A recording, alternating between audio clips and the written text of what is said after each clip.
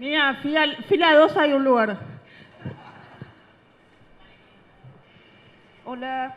Bueno, yo feliz. ¿Se escucha esto? Feliz de estar acá porque esta novela es extraordinaria, porque estoy con mis amigas y porque ustedes son un encanto de público. Falta la birra, la cumbia, no careteemos más.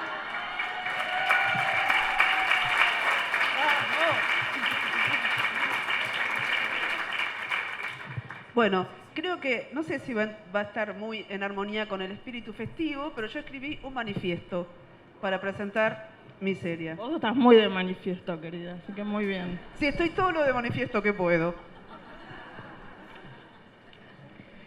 1. Todo arte es político. 2. Miseria es arte. 3. Miseria es político.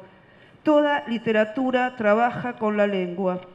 5. Hacer literatura es hacerse cargo del espesor de la lengua. 6. La lengua es, tal vez, lo más social que existe. 7. Lo social es político. 8. Hacer literatura es hacerse cargo de la infinitud semántica de las palabras, de las imágenes. 9. Miseria se hace cargo del espesor de la lengua y de la infinitud semántica de las palabras, de las imágenes. 10. Las palabras y las imágenes dicen lo que dicen y además otras cosas. 11. Miseria representa una tierra que sabe, que comunica, que habla. 12. Miseria construye una tierra que sabe en un contexto histórico determinado.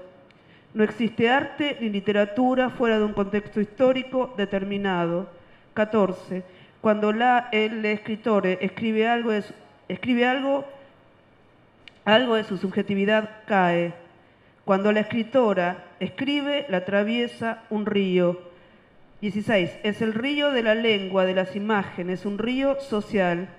Miseria representa esta tierra que sabe en un contexto histórico determinado, el del tejido de la vida de la tierra en crisis, el tejido de la vida en crisis. 18. Y la tierra sabe. Un contexto histórico determinado también es el de la cantidad loca de femicidios. Y la madre tierra lo sabe. La madre tierra está viviendo un terricidio. 20. Un contexto histórico determinado es capturado en Miseria desde el mismo título. ¿De qué otro modo podrían nombrarse, por decir algo, los últimos 10 años en Argentina? La década de la miseria. 21. Miseria tiene lengua propia, la de todos, claro, pero especialmente la de las mayorías, los que viven entre los charcos de agua podrida, pero también los pájaros y los jardincitos de las zonas más crudas del conurbano. Y el ruido y la polución visual y la proliferación de tiendas, tienditas, mantas callejeras, motos, bicicletas, colectivos de los centros más urbanos. 22. Toda literatura es una trama, aun si no relata nada. Toda literatura es un tejido. Miseria trama, el relato, claro, que es alucinante, pero también las palabras, el ritmo, las imágenes, los registros de lengua diversos. 24. El ritmo, las imágenes, los diversos registros de lengua de Miseria nos disparan. El cuerpo late más rápido leyendo Miseria. La cabeza vislumbra mundos otros. Y no es cuestión de hacer lo más fácil. Decimos, acá hay género fantástico y listo. No, no seamos ramplones. Hay tierra que sabe, hay mujer originaria que sabe, hay tejido, que la tierra sepa, que la mujer y originaria sepa. Miseria representa otra visión de mundo, una por fuera de eso que Ailton Krenak, pensador originario de Brasil, llama el club exclusivo de la humanidad, ese que solo entiende como humano a lo varón, occidental, blanco. 26. En Miseria hay redes. Parte de ella es una persona no humana, una perrita que ilumina el amor, la vida misma. 27. No es cuestión de género fantástico, o sí, pero no es tan importante. Lo que importa en Miseria es otra visión de mundo. 28. Miseria trama y sus mujeres traman un tejido de seguir viviendo. 29. Toda literatura es política y ese ser político de la literatura tiene esta singularidad. Se hace cargo del espesor histórico, de cristalización de las relaciones de poder, de perspectiva, de los distintos usos de la lengua. Hay también una singularidad, una especie de filtro, melodía y ritmo que aporta cada autora, cada autor, cada autore. Para hacer literatura que asume su carácter político, hay que hacerse cargo del espesor de la lengua, de su música, de su proliferación de imágenes, de sentidos. Para hacer una literatura que se asuma política hay que hacer arte. Miseria es arte político, uno que nos habla a todas, todes, todos. Arte grande y generoso.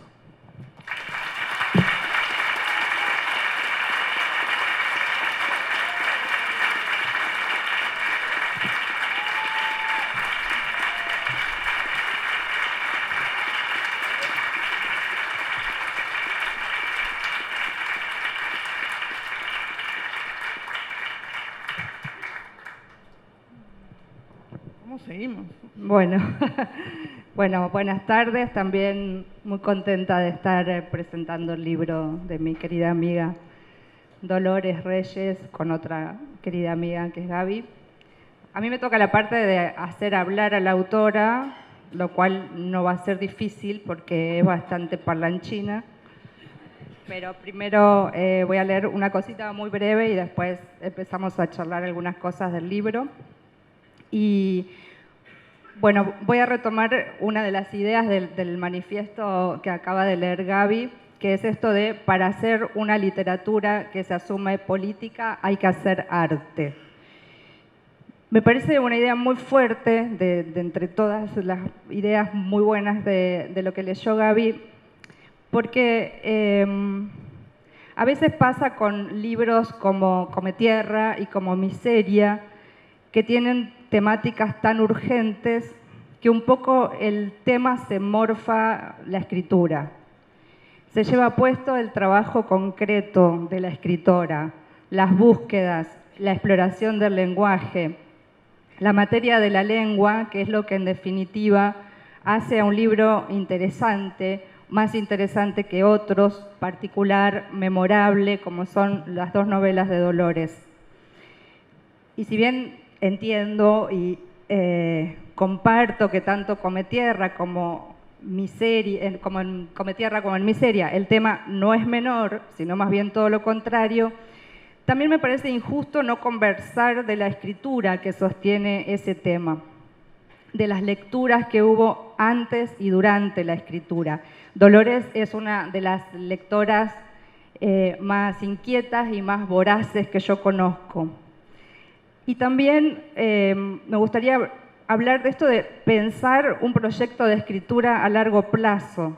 O sea, si en Cometierra el final era una insinuación de una segunda parte, en Miseria no solo está claro que habrá un tercer libro sobre este universo y estos personajes,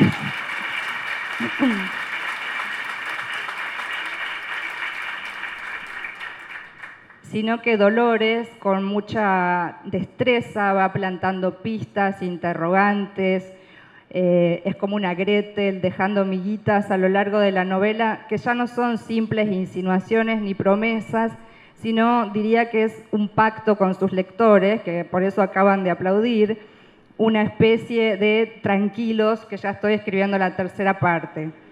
Y eso también me parece súper interesante, la manera en que Dolores se monta un proyecto de escritura de este tipo. Bueno, para empezar, me gustaría que charlemos un poco, que nos cuente sobre las dos voces que narran. Si recuerdan, en Cometierra había una única voz, que era la del personaje, que nos contaba su historia. Acá, bueno, quienes todavía no leyeron la novela se van a encontrar con dos voces, la de Miseria, que es el personaje que le da título a esta nueva novela, y también la de Cometierra.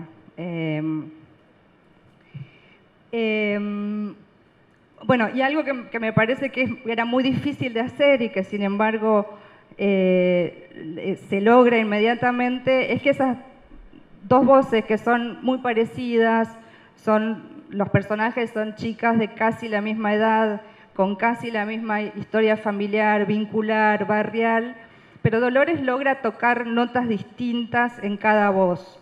O sea, mientras las leemos, las escuchamos, y gracias a que podemos oírlas, también podemos distinguirlas. Así que si querés compartir un poco con nosotros, bueno, cómo fue construir esas voces, pero también cómo se te ocurrió que esta novela necesitaba 2 voces para ser contada. Bueno, primero es verdad que soy un poco obse de la lectura, incluso con toda esta vorágine siempre trato de estar leyendo algo porque me encanta. Y las novelas que más me gustan, muchas tienen muchas voces, ¿no? Pienso en Río de las Congojas, como un clásico, pero pienso en novelas muy recientes, como por ejemplo Las Lealtades, ¿no? Una novela que me voló la cabeza, que es de hace un par de años nomás. Y me encanta esto, ¿no? Cómo construyen polifonía y cómo incluso la polifonía a veces da lugar a distintas miradas sobre lo mismo, ¿no? Y como la perspectiva de un narrador y de otro me interesa muchísimo. Desde el principio quería construir una novela a 2 voces. No me animaba o no sentía la necesidad por lo que quería contar de ampliar eso, ¿no? Con 2 voces que eran justamente Miseria y Cometierra sentía que iba a funcionar. Fue como un desafío enorme, porque todas estas cuestiones que vos señalabas, Selva, son chicas de la misma procedencia, más o menos de la misma edad, con historias de vida muy cercanas, muy próximas. Entonces, ¿cómo separamos, no, esas 2 voces? Y ahí entraba la personalidad muy distinta. Primero me gusta mucho el recurso de tomar un personaje secundario de Cometierra que aparece al final de la novela y que fue como un enamoramiento para mí, ¿no? En el momento que apareció Miseria y que aparece en Cometierra, yo sentí como este personaje me encanta. Es como una piba muy flaca, muy descarnada, muy pobre, ¿no? Y precarizada por el mundo de la política y de los adultos, justamente, y sin embargo ella misma es un don de vida, ¿no? Una chispa, una vitalidad increíble. Tiene algo que si quisiésemos imitar, bueno, sería totalmente imposible, ¿no? Ese encanto, esa vitalidad que hace que sea el centro de la fiesta o de la reunión siempre, con una experiencia de vida muy dura, ¿no? Entonces lo que hizo fue tomar ese personaje secundario, que de hecho se va con ellos, y ponerlo como una coprotagonista, ¿no? Una novela a 2 voces, Miseria y Cometierra todo el tiempo. Las personalidades, ¿no? Cometierra es una chica que primero que nada está pensando qué va a hacer con su don. Ahí el tema del don y la elección también da vueltas sobre la novela, porque me preguntaba, ¿no? En un país que tiene más de la mitad de las infancias y adolescencias bajo el límite de pobreza, bueno, ¿realmente qué pueden elegir esos pibes y cuándo actúan por necesidad, incluso de supervivencia, ¿no? Entonces ahí hay una reflexión que está sobre todo en la cabeza de Cometierra y en su cuerpo, diría también, que, bueno, si va a volver a la Tierra o no, qué va a hacer con el don, cómo se va a relacionar con este lugar nuevo. Y Miseria es todo lo contrario, ¿no? Cuando Cometierra se decide finalmente a salir, ella ya tiene una docena de amigos nuevos, un trabajo, sale todos los días, está embarazada. Es eso, ¿no? Como una explosión de exterioridad. Y eso se ve también en el lenguaje, ¿no? En la corredera de cómo habla y que no se calla nunca. Y Miseria es todo lo contrario, ¿no? Súper introvertida, habla poco y lo necesario. Y está muy observando, ¿no? Este lugar nuevo. Y cuando salga, ¿no? Se va a encontrar, bueno, con que es un lugar de muchísima afluencia de gente, donde pasa muchas cosas por, bueno, la gente que está llegando y yéndose, ¿no? Hay un cementerio, una terminal, una iglesia muy, muy famosa en nuestro país, infinidad de santerías, locales, carteles, un shopping, bueno, hay un montón de cosas ahí. Y eso, desafortunadamente, también impacta sobre la vida de las mujeres, ¿no? Y eso es lo que va a salir a encontrarse, aunque no quiera, ¿no? De nuevo, los carteles, los volantitos, las fotocopias pegadas en las paredes o en las paradas de colectivo con ojos y ojos fotocopiados que ella siente que la están interpelando, ¿no? Que la miran.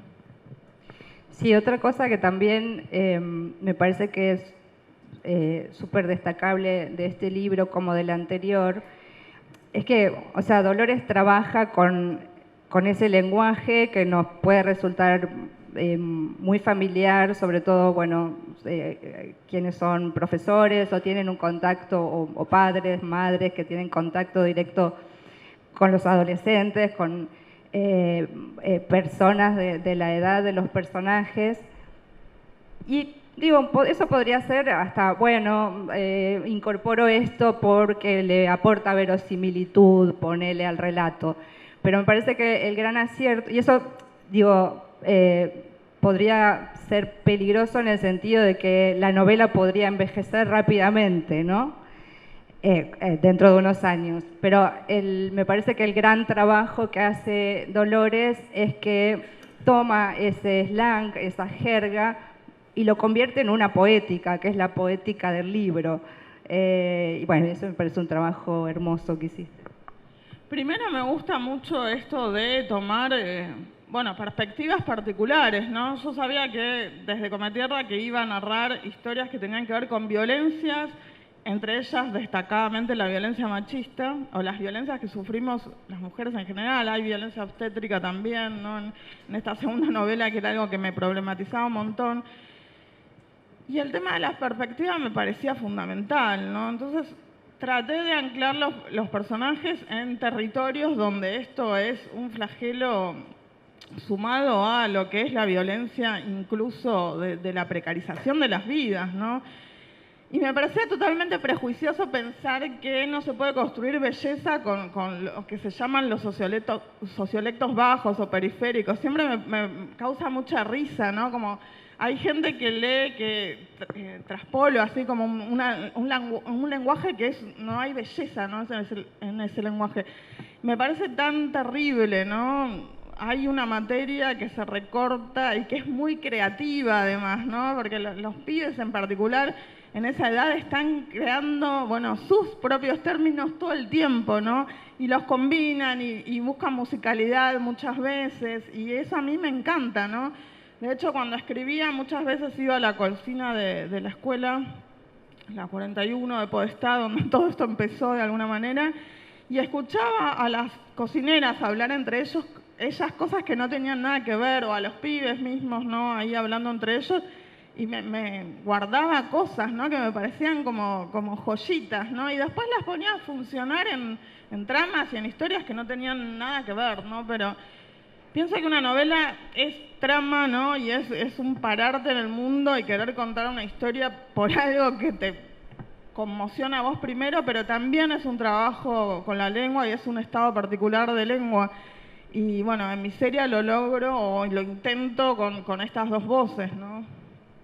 Después, bueno, recién hablaste un poquito de esto de este nuevo lugar a donde van a vivir los personajes, que es bien diferente a de donde vienen, aunque es una periferia igual muy cercana a donde estaba anclada la primera novela. Pero de repente esto ingresa un paisaje que a mí me encantó también por lo vital, por lo colorido, las creencias que se contaminan. Entonces está San Cayetano, pero están los Orillá, están el Día de Muertos, ingresan estas otras voces que son las voces podríamos decir como las voces más colectivas, en el sentido de que es lo que ellas escuchan mientras deambulan por el barrio, ya sea yendo al trabajo Miseria o Cometierra cuando le va a buscar un turno para que se atienda en el hospital. Yo pensaba, bueno, en cómo el paisaje de Cometierra era un paisaje, o sea, la novela tenía una música muy encantadora, pero a veces el paisaje era muy oscuro. Y de repente Miseria trae todo esto, bueno, de hecho, como ya saben, hay un parto, hay un nacimiento, entonces es como una historia que trae vitalidad y fuerza y color y vida todo el tiempo, que también esto hace una operación que me encanta con el título, porque si vos no sabés y no sabés de qué se trata, si es una novela que se llame Miseria, pensás, va a ser un bajón, sobre todo en un país como el nuestro. Y en cambio, bueno, el personaje, la construcción que Dolores hace de este personaje es como que también da vuelta la carga negativa del título y bueno, y la lleva hacia otros lados. Bueno, un montón de cosas, ¿no?, para conversar ahí. Liniers es un poco el shopping del conurbano. Acá no me van a dejar mentir, ¿no?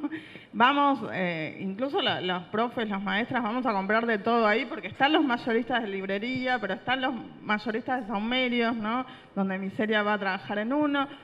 Están los mayoristas pegados de las tiendas Intúes, de kioscos, bueno, de santerías, ¿no?, una al lado de la otra. Es un atiborramiento, esas cuadras, ¿no?, en particular. Increíble. Y esto, gente en tránsito, gente, siempre me pareció súper magnético, ¿no? Está la cuadra de la feria, ¿no?, con todas las frutas habidas y por haber, y las verduras, y los condimentos, ¿no?, que se siente, ¿no?, algo tan particular ahí como en el aire. Siempre me pareció muy atractivo porque es, bueno, cada comunidad trae su cultura, sus costumbres, esos ritos, y es como encontrarlo ahí pegado, todo junto, coexistiendo. A mí me encanta, ¿no? Siempre voy, siempre vamos, siempre estoy por ahí dando vueltas, pero tiene esta contracara, ¿no?, que es un lugar que a la noche es el terror, ¿no?, porque todo cierra, todo se apaga y queda una oscuridad muy tremenda. Y eso es un poco lo que está viendo, sobre todo Cometierra, que está bueno, muy en sintonía con ver qué pasa con las pibas en ese lugar. Y es verdad lo que decís de la diferencia de un lugar en otro, ¿no? Es como el lugar donde transcurría Cometierra era su barrio, ¿no? Era Podestá, era un mundo mucho más pequeño. Esta es la primera vez que salen, ¿no?, y se encuentran con un lugar tan así, ¿no?, en ebullición. Claro, yo pensaba, o sea, recordaba Cometierra y la lectura, y pensaba, claro, en Cometierra era como si también los personajes eran casi como tragados por esa tierra, y acá es como que florecen, no sé, Sí, están despegados. De hecho, Cometierra se lo plantea muchas veces, ¿no? Están arriba, están cruzando el puente de un lado al otro de la estación, están en edificios, están despegados de la tierra.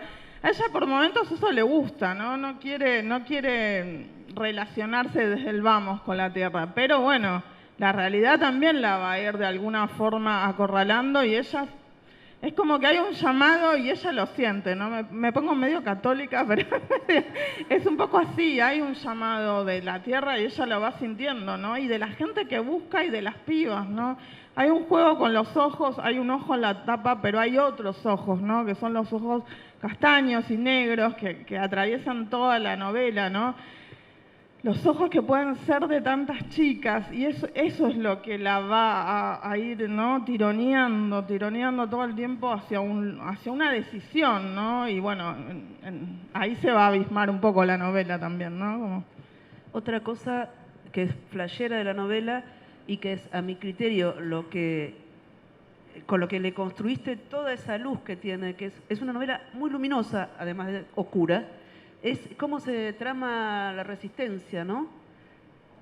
Con tantos elementos. Contanos.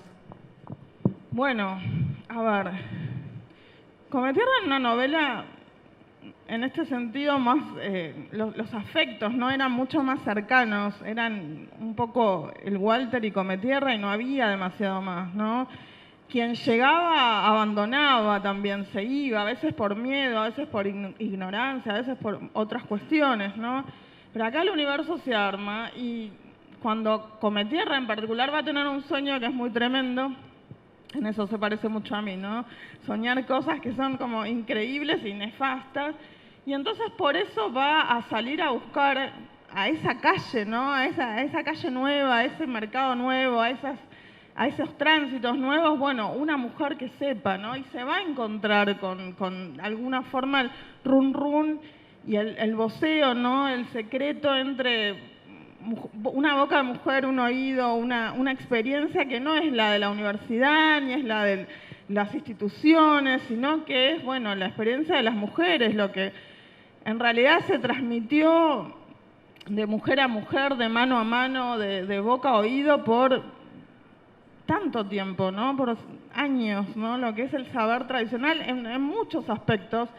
Y era algo que tenía ganas, ¿no? De indagar por ahí. Pero por otro lado también, no quiero adelantar el final de la novela, pero ahí la resistencia se vuelve lucha y terrible y concreta, ¿no? Hay algo que es, bueno, en realidad transita toda la novela tanto para los feminicidios como para las violencias de la precarización, como para las violencias en el momento de dar a luz, bueno, que parece que la vida de las mujeres no importara, ¿no? Y entonces están de alguna forma mujer a mujer construyendo otra cosa.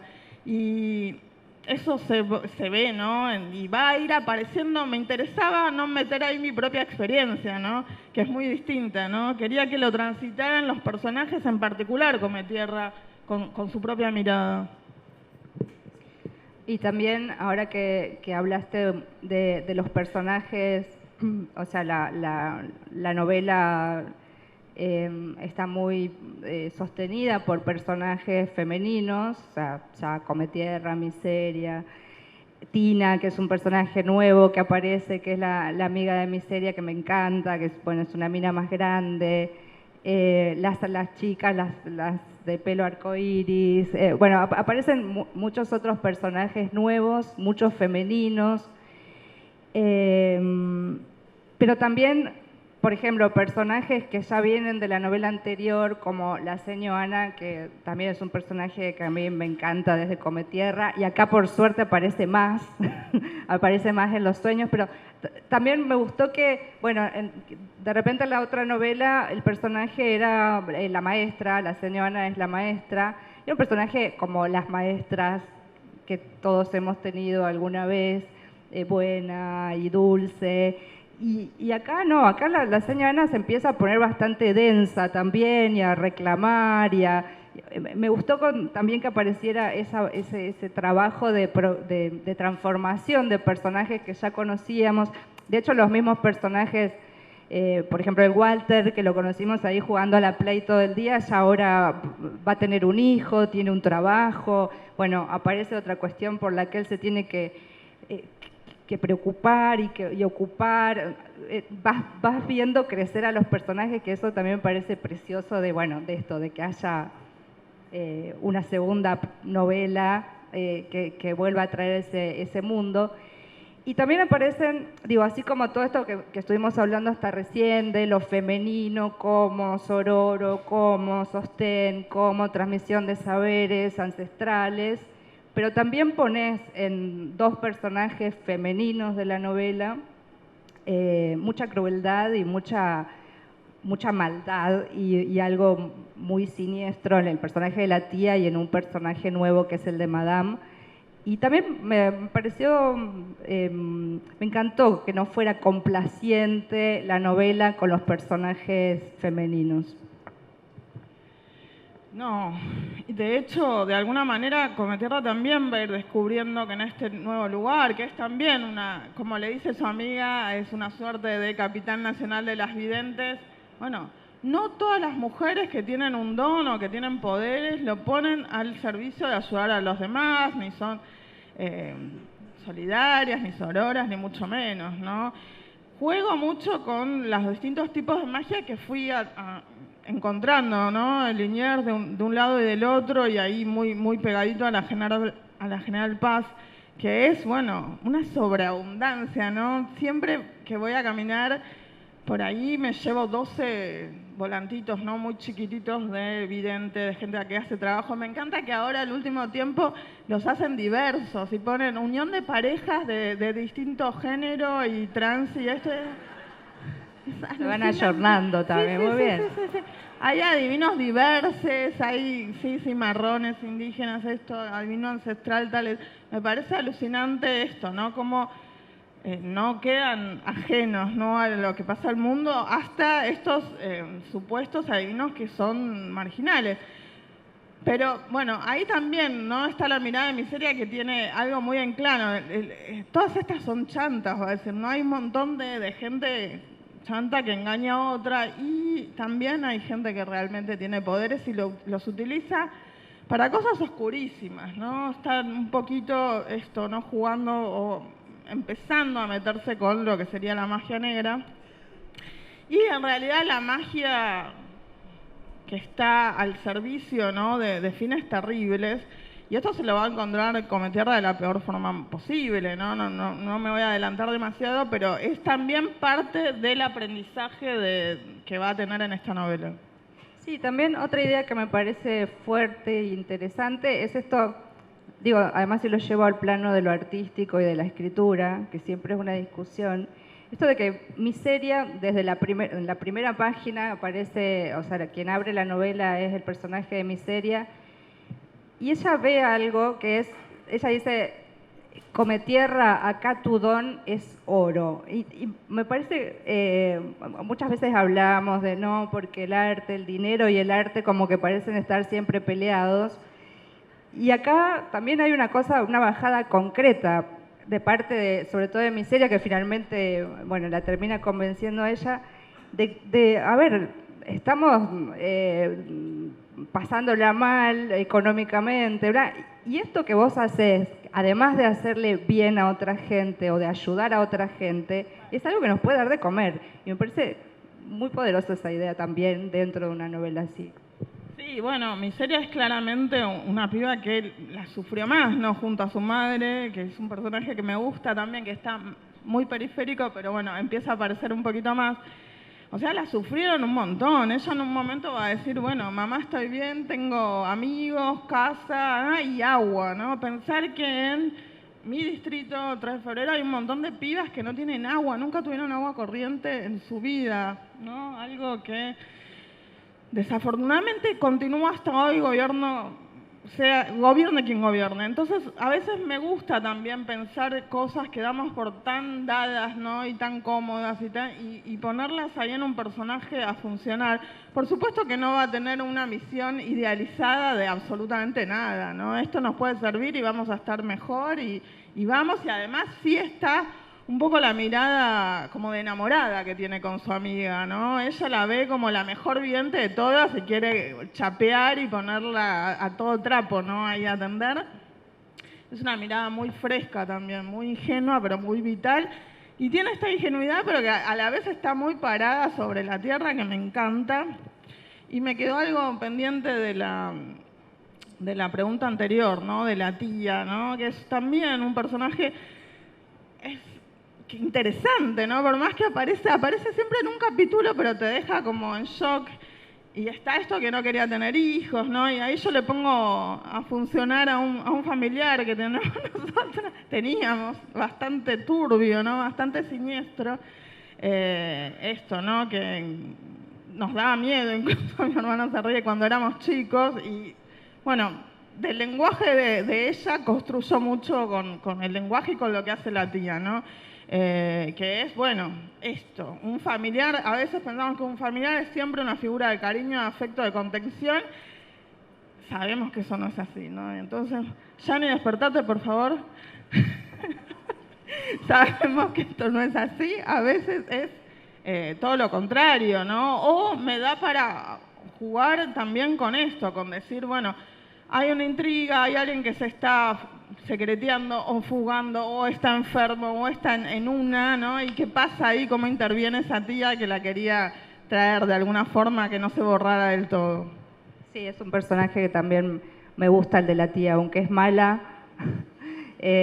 también es un personaje es un personaje muy sugerente, ¿no? Porque también es esto, es, bueno, una mina que no sabemos por qué llegó a ese grado de siniestro. Bueno, sí, vamos a...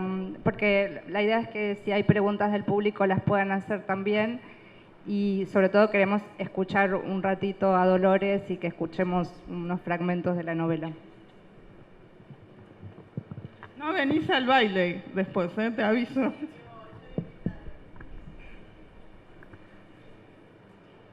¿leo o pasamos a los... Bueno, voy a leer un capítulo no muy avanzado, pero tampoco es el comienzo, para que veamos un poquito, ¿no? De qué va esto. Me despierto con la boca seca y la cabeza doliéndome un montón. Hoy tengo que salir a la calle porque estar encerrada me está haciendo mal. El hambre me obliga a buscar en la heladera para ver si alguno trajo algo, pero no hay nada más que unas birras. Si empiezo a escabiar desde ahora, no voy a hacer nada, así que las dejo donde están. Miseria no volvió desde ayer y el Walter se fue hace un par de horas. La casa está en silencio y yo tengo que decidir para dónde voy. Si empiezo por buscar un mercado, un barcito, alguna plaza para ir a dar una vuelta. Mientras levanto el colchón y guardo frazadas y sábanas, pienso, ¿habrá un cementerio en este lugar? La idea de empezar por ahí me encanta. Todavía escucho las palabras de Ana rebotando en la cabeza. Pronto un policía te viene a ver. ¿Cómo va a encontrarme, Ezequiel, si yo me paso encerrada casi todo el tiempo? Quizás entre los policías que paran siempre a los costados del puente haya compañeros suyos. A lo mejor a él también le toca hacer guardia ahí de vez en cuando. Voy hasta la pieza para abrir el cajón en donde mi hermano deja la plata. Él nunca acomoda los billetes. Se los saca del bolsillo hechos un bollo y los deja así. Estiro 2 montoncitos lo más que puedo. Los doblo al medio y me los guardo. La cama es un revoltijo. Las paredes están desnudas. Salgo de su pieza y en el baño me lavo la cara y me pongo un poco de rímel y una remera tan oscura como el pantalón. Cuando termino, busco las llaves y salgo. El lugar donde vivimos ahora parece ir siempre a un ritmo distinto al mío. Yo me muero en cámara lenta y todos los demás van apurados, como si los estuvieran esperando en otro lado. A mí hoy no me espera nadie, así que me tomo el tiempo para mirar las guirnaldas de colores en los locales. La mitad tienen cosas que no vi nunca. De un lado hay puestos de frutas, muchas son raras, no sé ni cómo se llaman, y a los costados hay bolsones enormes de arpillera llenos de choclos. Hay amarillos, blancos y negros, y unos más chiquitos, todos morados. Los choclos multicolores parecen juguetes, con sus granos pintados con fibra y más abajo amontonados en redes, con sus granos salidos de un sueño en el que algún pibito los fue pintando con fibra y más abajo, amontonadas en redes, unas papas redondas y más chicas con un cartel, papas andinas. Arriba de cada local, cuadritos de muchos colores dibujan banderas. En la entrada de un negocio hay una virgen de vestido rosa y dorado que sostiene un Jesús muy pequeño. La bandera roja, amarilla y verde la recorre de lado a lado, cayendo desde su hombro hasta el borde del vestido. Virgen de Copacabana, dicen letras brillantes, y es tan hermosa que no puedo evitar quedarme un rato frente a ella. En el local de al lado pido un jugo de naranja. La mujer saca un filo más grande que mi cabeza para ir partiendo cada fruta en 2. Después mete unos cubos de hielo en una bolsa y los muele a golpes antes de ponerlos en el vaso. Exprime las 6 mitades, echa el jugo y me lo da. Pago y cuando quiero seguir me topo con mujeres enormes sentadas sobre mantas tejidas a puro color y abiertas directamente sobre la vereda. La gente que pasa atropellando todo las esquiva. Algunas tienen la espalda apoyada contra los locales, el cuerpo derecho con los ojos apuntando al frente y en los pies unos muñecos que de lejos parecen personas de barro, niños dormidos o muertos. El tiempo acelerado del mercado se frena alrededor de sus cuerpos. ¿Eso qué es?, señalo. La vendedora y una chica de mi edad que está al lado me ignoran, solo pestañean y me clavan los ojos sin volver a hablar. Del otro lado, una mujer que me parece tener todos los años del mundo me tira, es pan de muertos. No puedo creer que eso que parece el cuerpo de un pibe muerto sea solo una pieza de pan. ¿Se comen?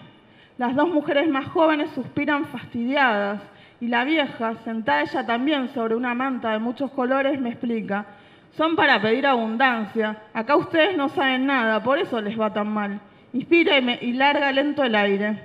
Pruebo el jugo y lo siento caer en mi estómago, vacío como si fuera ácido. Doy unos pasos hacia ella y corro una tela para que yo pueda verlos. Son 8. Todos tienen los ojos cerrados y las bocas como si las hubiesen cosido, tan apretadas que pienso en las cosas que me dice la señora Ana por las noches. A nadie le gusta escuchar lo que vienen a decir los muertos. Los brazos de la figura están unidos a un cuerpo pequeño como el de un bebé y son tan marrones como la señora que los custodia. Me quedo callada y la mujer vuelve a taparlos. Cuando me alejo, habla de nuevo. Hay que hacer la ofrenda. La mujer sigue mis movimientos con sus ojos negros de 1000 arrugas, mientras las otras vendedoras me miran con desprecio. Tengo ganas de hablar con alguien y la única que quiere contestarme es ella. Le hago un saludo con la mano libre y la mujer me lo devuelve. Son tantas las horas que faltan para que Miseria y mi hermano lleguen, que si no quiero estar todo el día sola, tengo que seguir acá afuera y aguantar. En la cuadra siguiente está la entrada del shopping. Siempre me parece que hay el doble de gente en la calle que hay adentro, pero en realidad no entré nunca. Acá a la vuelta trabaja Miseria. Solo tendría que doblar para llegar a su local. Cualquiera de los que trabajan con ella conoce el barrio mejor que yo, pero no quiero molestarla. A veces, cuando la acompaño hasta la puerta, vemos a algún policía y ella se cruza de vereda y yo voy atrás, tratando de no alejarme tanto como para fijarme si es Ezequiel. Pero aunque siempre hay policías de este lado, Ezequiel no vino nunca. En esta última cuadra, antes de la avenida, todos son ventas de celulares, tablets y ropa cheta, y la música que se escucha tan fuerte que parece un boliche a cielo abierto. Los que van en grupos te atropellan y sigan mostrándose unos a otros los que acaban de comprar, como si un dios brillante los llamara desde adentro de la pantalla. Todos se ríen y andan en grupos de amigos, ocupando la vereda casi por completo. La puerta del shopping con su venta de helado junta a tanta gente que obliga a moverte hasta el cordón para ir pasando por el costado hasta dejarlos atrás. Acá no hay banderas de colores ni mantas, todos los cales de ropas deportivas, bien ajustados como para ir a bailar. Miro para adelante hasta donde puedo. Los únicos que no avanzan son los pibes que reparten volantes y casi al final el cana que vigila la pizzería de la esquina, cada uno fijo en su lugar. El pibe de los volantes estira los brazos hacia cada uno que pasa. Le acepto el papel. ¿El cementerio? Le pregunto fuerte, pero como tiene auriculares no me escucha. Me quedo parada, le hago un gesto y él se corre el auricular de una oreja. Le repito la pregunta y el flaco levanta el brazo y me indica. Es del lado de la provincia. Primero cruzás Rivadavia y las vías del tren. Girás a la izquierda hasta que pasás por abajo del puente. Se hizo un poco, lo vas a ver. En agradecimiento me llevo su volante. Cuando llego al semáforo, enciende la luz roja, miro hacia un costado poniéndome en puntas de pie y ahí están los policías que controlan siempre esa esquina. Pero hay tanta gente que no llego a verlos bien. El semáforo da verde y como me distraje, los de atrás me empujan para bajar a la calle. Espero a que se adelanten y cuando quedan pocos vuelvo a mirar. De lejos, cualquiera de ellos puede ser Ezequiel. Me gusta buscar un cementerio que no conozco y descubrir que siempre estuvo tan cerca. Quiero volver a sentir esa tierra abajo de mis pies. Abro el volante, efectivo ya, hasta 50.000, un préstamo a tu alcance. Lo hago un bollo del tamaño de un caramelo y lo tiro entre las vías. Todos corren hacia la estación menos los vendedores quietos en su lugar. El resto pasa apurado. Sigo la dirección de sus cuerpos hasta el andén. ¿Hasta dónde los llevará este tren? Cuando termino de cruzar, la mayoría de la gente viene de frente. Tengo que esquivarlos. Acá ya no se escucha la música de las casas electrónicas. Todo es ruido de bondis, autos y la campana que empezó a anunciar que el tren está llegando. Bordeo las vías. En la esquina hay una venta de ropa con varios percheros a punto de flotar y montañas de remeras, buzos y pantalones apilados. Sigo un local de cosas de bebés con pañales que ocupan desde el piso hasta el techo y mamaderas gigantes todas llenas de regalos. Al meterme abajo del puente, la luz del día desaparece de golpe. Sin el sol, hace un poco de frío y sobre el suelo mojado se imprimen huellas de barro. Avanzan una tras otra las caras de los que vienen en sentido contrario, un pibe comiendo un pancho y una madre con su hijo que casi me chocan. Sí, voy a cortar antes. A pesar de la mugre y la oscuridad, también acá hay puestos. Mesas armadas con un par de caballetes y una tabla de madera con pañuelos, medias, juguetes, pilas, billeteras. Hacia el final hay una zona a la que no llegan ni vendedores ni sus mercancías. Todo se detiene en una pared enorme y gris. El paso termina en un mural construido por cientos de papeles muy pequeños. Ni el sol se anima a meterse con ellos. Me voy acercando con el corazón golpeándome asustado. Nunca había visto tantas caras de mujeres juntas. Millones de ojos negros como semillas arrojadas al aire, con una última esperanza de volverlas a la vida. Chicas VIP, estoy sola en mi depto. Nancy, te estamos buscando. Irma, curandera ancestral. Thais y Lucy, traviesas. Hermana Irma, divina. Julia, vista por última vez el 5 de abril del 2018. Juana, vestida de jean y pullover violeta. Cindy, leo tu suerte. ¿Dónde estás, Mica? Todavía te espero. Betty, la más dulce de la estación. Estrella, leo tus manos. Hago trabajos blancos y negros. María, desapareció en Floresta. Me imagino mi cara ahí. Una más entre miles y un escalofrío me sacude el cuerpo. Tengo ganas de vomitar la pared en donde todas somos desaparecidas, putas o videntes.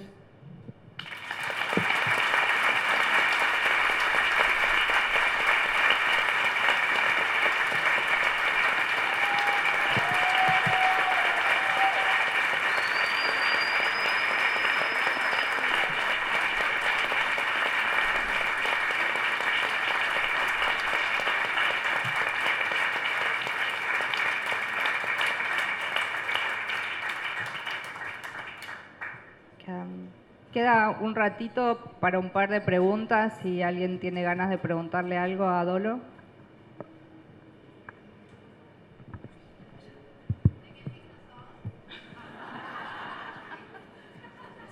A ver si adivinás, es muy fácil. Es el de cajón de madre, casita y Susanita. Cáncer, cáncer. Cáncer, ascendente en cáncer, destino cáncer.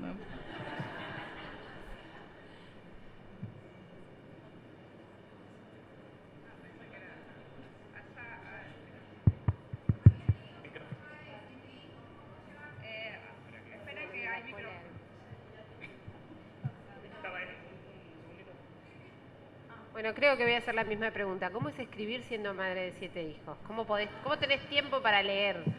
Yo tengo una y no que van a puedo. hacer por allá. Acá están, ahí.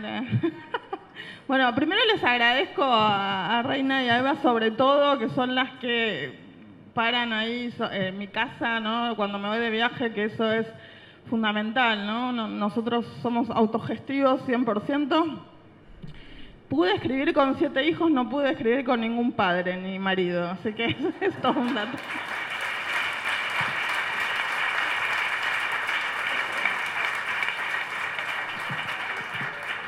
Y después hay mucho de ellos en las novelas, hay muchísimo, ¿no? De hecho, cosas, ¿no? Que ahí pongo como para condimentar y darles color a los personajes, muchas cosas de nuestras rutinas, incluso de cuando iban creciendo, ¿no? También están ahí en la novela.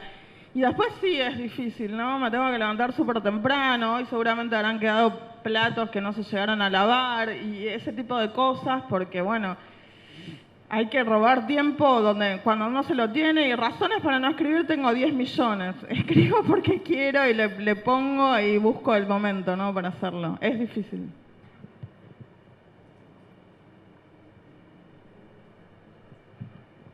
¿Alguien más?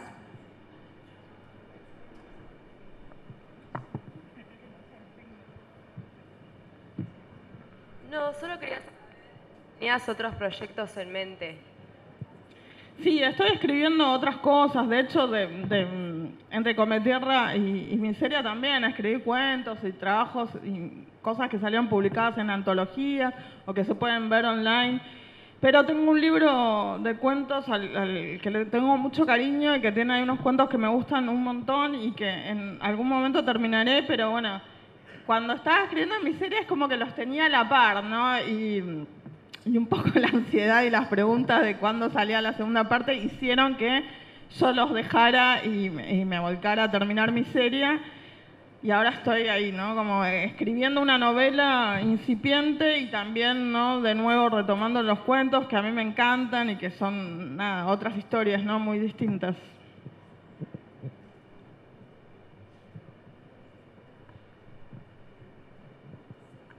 Hola. Hace un tiempo que vengo notando, y seguramente para ustedes quizás es más natural, pero que las mujeres de esta nueva generación de escritoras son muy importantes, y quizás es una pregunta más para las tres, pero si ustedes son conscientes de esa renovación que están provocando en esta nueva literatura argentina. Yo la verdad que lo voy a hacer chiquito, porque a mí a veces, como del arte en abstracto y de la política en abstracto, yo, o sea, voy a algo mucho más pequeño, ¿no? Cuando quise retomar algo que me encantaba, que era la escritura y que había dejado postergado desde el secundario hasta que empecé a ir al taller de Selva, me encontré con que leía muchas escritoras que me volaban la cabeza. Y por el otro lado que, bueno, generaban cosas, ¿no? Yo tengo la suerte de escribir, o de haber escrito con las dos, con Selva, años de taller, con Gaby, ahora, ¿no? Años de militancia, que va mutando además, y las encuentro y viajamos juntas, y es como algo tan agradable. Después está, ¿no? Lo que genera en los demás, pero yo, a ver, no veo que tampoco que sea un gran cambio, ¿no? En el sentido de, qué sé yo, los premios en Argentina siguen estando otorgados a escritores hombres, hay un montón de cuestiones que siguen en manos de escritores hombres. Yo estoy leyendo en este momento un libro de Zambra y uno de Roncino, entonces lo que quizás desentona es lo horroroso que ha sido todo el sistema literario, no solo argentino, latinoamericano, para las escritoras descomunales que vinieron antes que nosotras. Bueno, me parece que ya estamos ahí muy sobre la hora. No sé, una última pregunta. Hola, hola Dolores. Yo quería, porque venía viendo en los diferentes posts que seguimos, seguramente que hay. Hola, ahí se escucha. Hay muchos docentes que usaron como la lectura en sus escuelas, ¿no? En sus secundarias. Y no sé, por lo menos desde mi experiencia no pasó mucho eso, justamente por esto que decías vos, que, digamos, me quiero referir a cómo vos lo escribís, a las voces que pones. Son muy de barrio. A ver, los chicos cuando lo leen, cuando lo escucharon, estás hablando del barrio donde viven, por ejemplo, como Cometierra, estás hablando del lugar donde ellos viven, que ellos transitan. ¿Pensaste que iba a pasar eso cuando lo estabas escribiendo? No, porque es tan distinto al proceso que tenía yo en el secundario, ¿no? Me daban escritores, siempre hombres, así, ¿no? De bronce prácticamente, que quizás eran súper interesantes, pero que no caminaban por la esquina ni venían en colectivo. Entonces no pensé que los libros se iban a leer en las escuelas. Ahora esto me pasa todo el tiempo. Ayer me paró una profe, ¿no? Y todo el tiempo me están parando y comentando las lecturas y lo que genera. Y también los veo a ellos de un lado y del otro, ¿no? Como súper entusiasmados. Y a mí eso es lo que me gusta, ¿no? Hay textos que son muy difíciles para ganar lectores, ¿no? Y más los lectores que tenemos ahora, los pibes reales que tenemos ahora, ¿no? Una entelequia idealizada. Entonces, bueno, vamos a salir a ganarlos como lectores, tenemos que ofrecerles algo también, ¿no?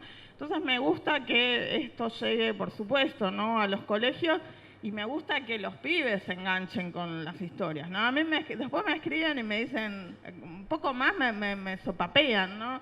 Porque esto no les gustó que en Cometierra matara al perro y lo otro, pero así como... Pero me dicen, igual la terminé de leer, me gustó, muy gracioso. O sea, no son lecturas complacientes, ni mucho menos. Siento que los lectores adolescentes son los más sinceros que hay, ¿no? No te dibujan nada y a la vez, bueno, pescan un montón de cositas, la música, ¿verdad? Que tienen profundamente que ver con ellos y las problemáticas y las situaciones, ¿no? Porque también son, desafortunadamente, bueno, las pibas adolescentes de las escuelas las que más desaparecen y las que asesinan y demás, ¿no? Las pibas que empiezan a trabajar, ¿no? O las que todavía están en colegio secundario. Entonces eso también llega. Una sola cosa, antes de terminar, y los aplausos, va a firmar libros Dolores en el Firmódromo puesto 3 y va a haber un pingüino por ahí. Para el que no sabe cómo llegar, sigan al pingüino.